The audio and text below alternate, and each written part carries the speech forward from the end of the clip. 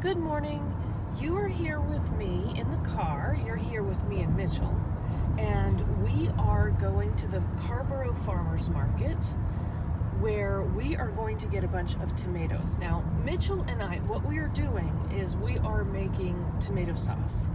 And we start by making tomato paste. And each batch of tomato paste requires 10 pounds of plum tomatoes. The rest of the sauce requires another 15 pounds of tomatoes. So it's 25 pounds per batch. Actually, though, we're going to get an extra 10 pounds of the plum tomatoes to make an extra batch of the tomato paste. That is the plan. The other thing that we have done is we have defrosted some of the fish. You'll remember from the Alaska vlog that we caught a whole lot of fish. I think you did salmon, right? You did. So we'll get some vegetables and things to go with that. We don't know what we're gonna get, whatever looks good. Now for you eagle-eyed viewers, you may notice that there's something a little different about my hair. And there is. It is very curly. I usually wash my hair and blow dry it and then do it in hot rollers. That's the way that I normally do it. With our traveling lately, I mean, my hot rollers are about that big, and they're a lot to take with me when I travel. And so I've been experimenting with different ways to do my hair that don't require heat and don't require much in the way of tools, so that I could, especially when I travel, be able to do my hair without anything. So this was one experiment, and while I do look more related to Mitchell, I think I look more related to you now, Mitch? In terms of curly hair, yeah. My whole family has curly hair. Both of my boys have curly hair. My sister has curly hair, and my mother and father have curly hair. I come from a curly hair family. I don't know if the milkman had straight hair. I don't know who had straight hair. Actually, I look a lot like my dad, so I know there was no milkman involved. I used to question whether my mother is my mother, but never whether my father is my father. It turns out my mother's also my mother. I can see it a lot more the older I get. Despite looking a lot more like my boys, it is still a little curly for me. Basically, to do this, I just twist it and then kind of wrap it up and put it in, just put a band around it and sleep in it that way. The first day I did 8 of these, and I came out with that 70s frizzy hair. For those of you who weren't around in the 70s, if you look up, if you Google... Kiss Rock Band? No, even curlier than that. Good guess though. So similar, if you look up any disco event, you'll see the hair. But yeah, Kiss Rock Band was a pretty good guess. So that time I had done 8 of these. This time I did 5. And I think I'm going to try just doing 2. It may be that I only need to do 2. I guess because so many of my family members have curly hair. I don't have the curly hair gene, but I have the wannabe curly hair gene. So all you have to do is suggest to my hair, oh, you'd like to curl, and it will do it.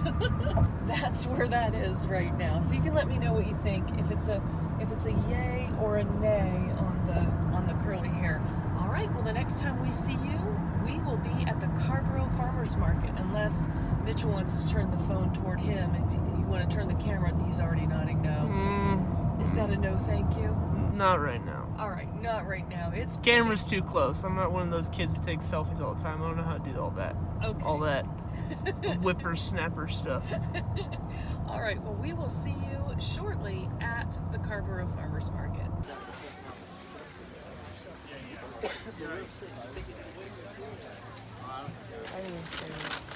I heard something yesterday which was my... What do you think? Are those good? Yep, nice and right. Okay, and then there's some over there that are yellow. I think we should add some yellow. So we should get some heirloom. I mean, we could even throw some zebra in there. I mean, we might as well just play around with some different ones, right? Bear with me. We're getting You're tomatoes. good. Take your time. We're getting tomatoes, and what are you getting, Mitch? Hot sauce. We got the Romas. We were afraid we were still too early. We have enough for one batch, so Right, a 25-pound tomato sauce. Yeah, and we found some Italian tomatoes. He didn't even know the name of them. He just said that he had found the seeds and that they are Italian paste tomatoes. So we're gonna try those. We have some Romas. So we have 25 pounds total. So we can make a batch of tomato paste and a batch of sauce. And then we also were able to find onions and basil, which are both required. And garlic, but I And don't garlic. think that's required, but for us it's required. Well, it is. We make this sauce pretty mild. That was interesting. Okay, so we make this sauce pretty mild so that we can put it in the freezer and then flavor it differently. But we still put a little bit of garlic, a little bit of onion, and a little bit of just basil. a little bit, not a ton. Yeah. And then now we just need to find some vegetables for the fish, right? Yep. Okay. Well, look at it, just did it again. The gimbal is acting. Yeah, we're can't just gonna have to hope we got it. This is like horseradish. Is it good or bad? It's good. It's just like that. It's like that nasally spice. Whoa, is that pungent? Okay, that's interesting. Well, you know, okay. That's strong. All right. So, wow, that is strong. You can see my hair has fallen a little bit. That is no fault of this method. It is It's North Carolina's fault. Blame humidity. really humid. So it's well into the 80s, about 86, and it's about 8:30 in the morning. Mitchell, do you want to tell us what we got? Okay. Roma tomatoes.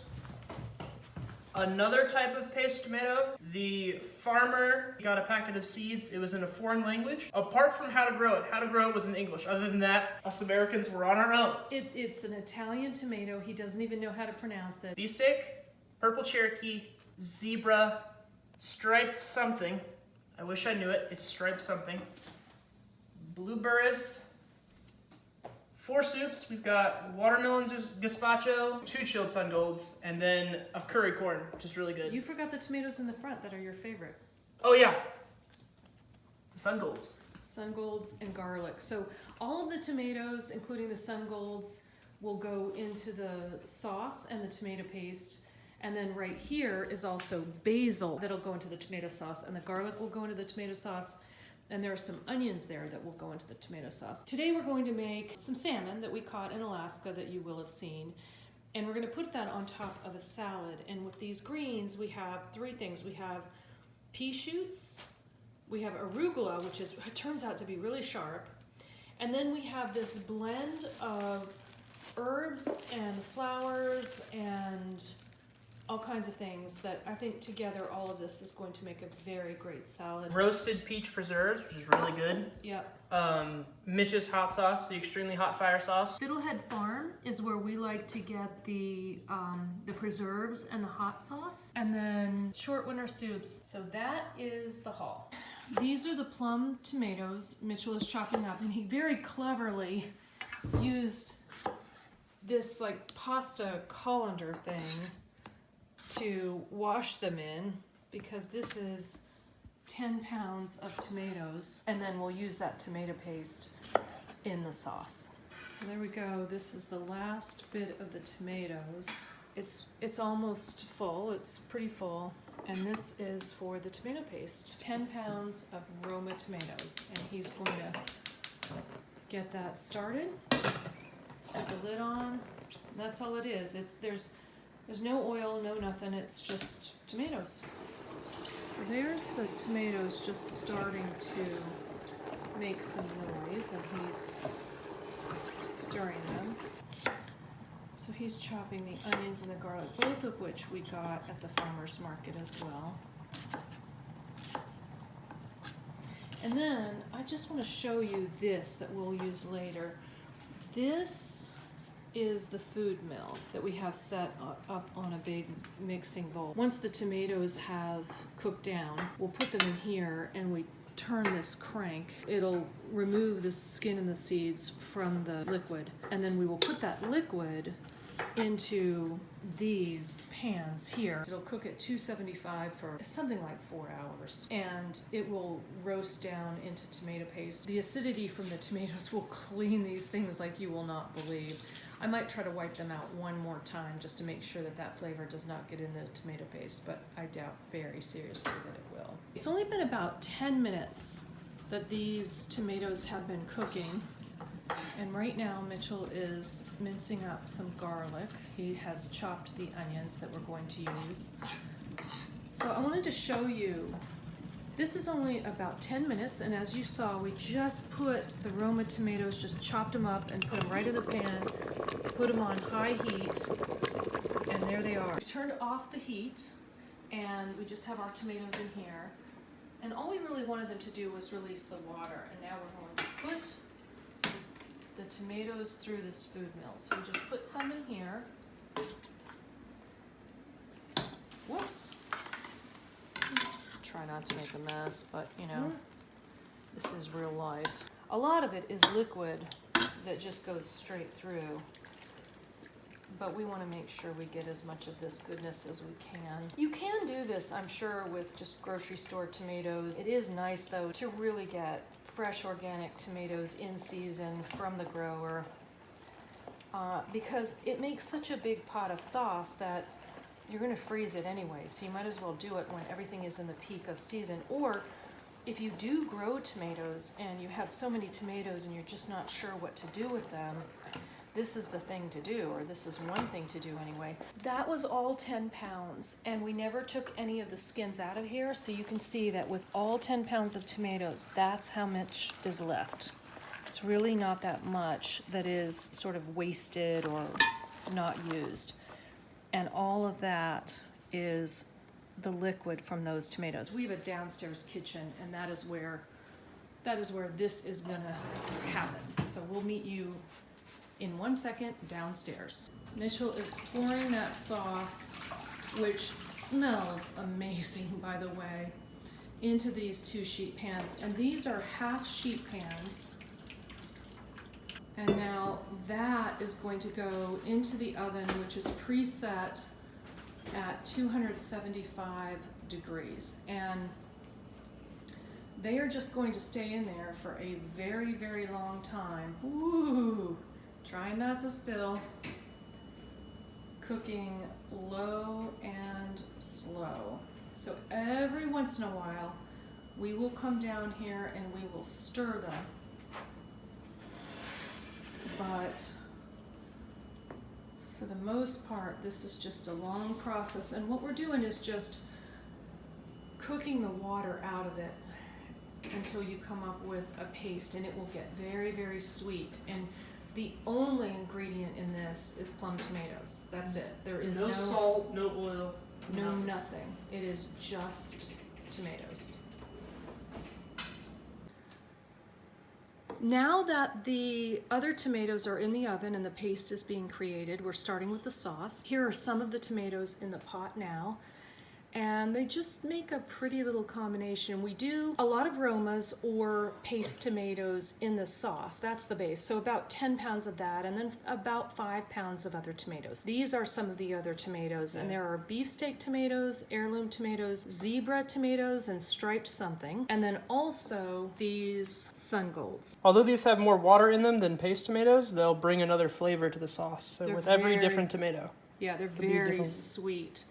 So it's nice just to have a combination of tomatoes. So each time we do the sauce, it tastes a little bit different, but always sweet and wonderful. And then we keep the spices and the herbs to a minimum, freeze it that way, and then when we take it out and reheat it, we can either season it very Italian, we can go kind of a Mexican flavor profile, we can really do whatever we want. It becomes just a delicious base tomato sauce. All right, so I have cut in half the last bit of tomatoes. We have used all of Big Bertha's capacity, hence the volume.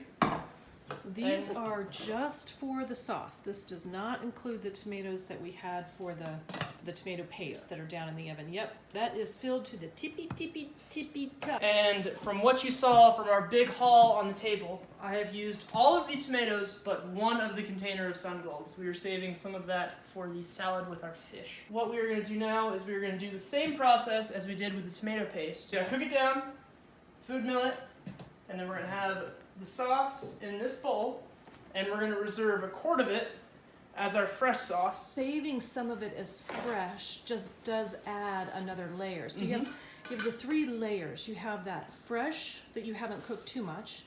you have the middle amount, and then you have the Intensely cooked, which is the tomato paste Right. downstairs. Right. So we are back to 3 bears. We are back to 3 bears. It is sort of a 3 bears. We've got Papa Bear downstairs in his man cave. We've got Mama Bear, and they're gonna make Baby Bear. Got our onions and garlic for later. And one thing that is not in the recipe that we were mimicking is white wine. So I'm gonna look for some of that eventually and put that in the sauce. I think you'll find some in the door of the refrigerator. I'm just saying. Perfect, and it's open. That's always the best part, because my mother can never finish a bottle of wine. Okay, so Papa Bear is down here cooking away, and on the recipe it says to stir it occasionally every 15 minutes. Now, the first part of the dehydration process, it doesn't really matter, because it's not really getting all that viscous yet. So, since I haven't made this recipe since last year, I am making sure that hypothesis is true. I'm gonna check now. It is looking a little more viscous. You can see all the not steam. insane. It just steamed up the whole ceiling. So I'm just gonna move it around just a little bit. And again, Papa Bear is the tomato paste. Yes. And you can really tell the difference when you make your own tomato paste as compared to buying it from the store. It'll be much sweeter. It'll taste almost like candy.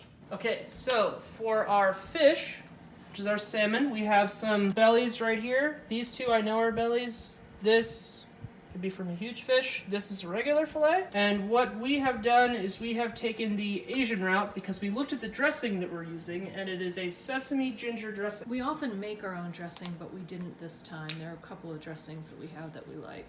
So in this little bowl, there used to be minced garlic, a little bit of Chinese spice, a tiny bit of sesame oil because this sesame oil in particular is very strong, some soy sauce, and no salt because the soy sauce has enough salt as well. I also ground some ginger into it, some fresh Yes. ginger, and, So- we also did the powdered ginger. No, it was just the fresh ginger. Okay, so you didn't put that in there? Nope. This we will make with the salad.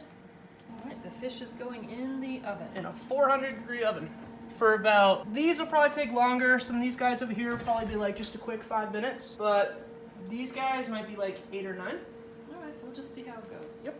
And he is cooked through. We have a winner. Here are the salads. Salmon on top, blend of herbs and greens, and sun gold tomatoes. And we did not end up using the arugula. Yeah, the arugula was very bitter, and I think it'll be good. It would even be good with the fish, but we thought it would overpower the gentle greens. It was like wasabi levels of spicy. It really was. So there's dill and cilantro and different herbs in there that we didn't want to overpower. So this is delicious. Now it's time to start doing the food mill on the sauce portion. Again, so far, all we have in here are tomatoes. There's no other ingredients so far. Wearing all white to a tomato party. Right. Probably not the best plan. Here is the sauce that we've been working on. We've milled out the seeds and the skin. There's this in this bowl. This is half a gallon, and that is a quart. And we just put this here just because it was overflowing in the bowl. So we're gonna cook these 2 down. We'll leave this here to add later for freshness. Mitch has a little bit of olive oil going in this pan. So we are going to add the garlic, if only there were smell-o-vision. This is some Pinot Grigio that I just happen to have in the refrigerator. And I will link below the recipe that we have been using. Mitchell, it smells amazing in here. Mm-hmm. It smells really sweet. Almost there. So close. It's so far. So it's not as really water anymore, No, it's but really there's rich a little and bit on the thick. top.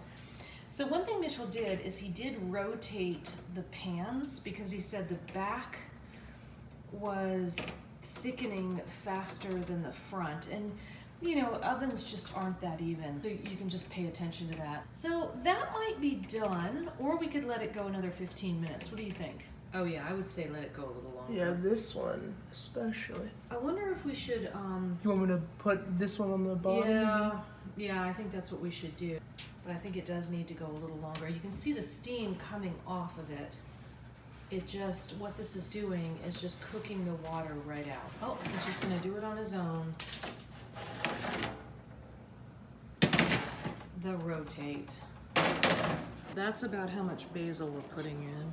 You see how white the pan is? It just totally cleans the pan. But that is the paste, and there is just nothing richer, there is nothing sweeter, there is nothing in a can or a jar or a tube that even comes close to comparing with it. It is an amazing paste. Okay. I woke up from a power nap. He did. He went back to sleep, which I totally understand. So here is the paste. We have 2 of those. That is the sauce that we cook. And then this is the sauce over here that is very fresh and barely got cooked.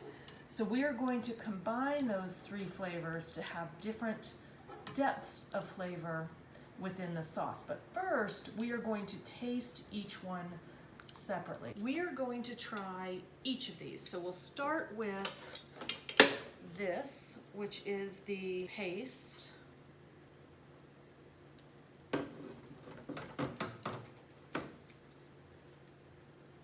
Super sweet. Super sweet, very rich, dense. I mean, just such a strong tomato flavor. You just can't get that from any other source. It is completely different from what is in a can or a jar. And this is this medium kind of level. This is cooked for 2 hours, 2.5 hours, 3 hours, something like that. Nice. That's very mellow. It's not as sweet. Sort of holding down the tomato sauce, I feel. Yeah, that's the one that tastes the most like the tomato sauce you would expect to have. And then here is the one that we barely cooked. This really only cooked for about 10 minutes. Mm-hmm.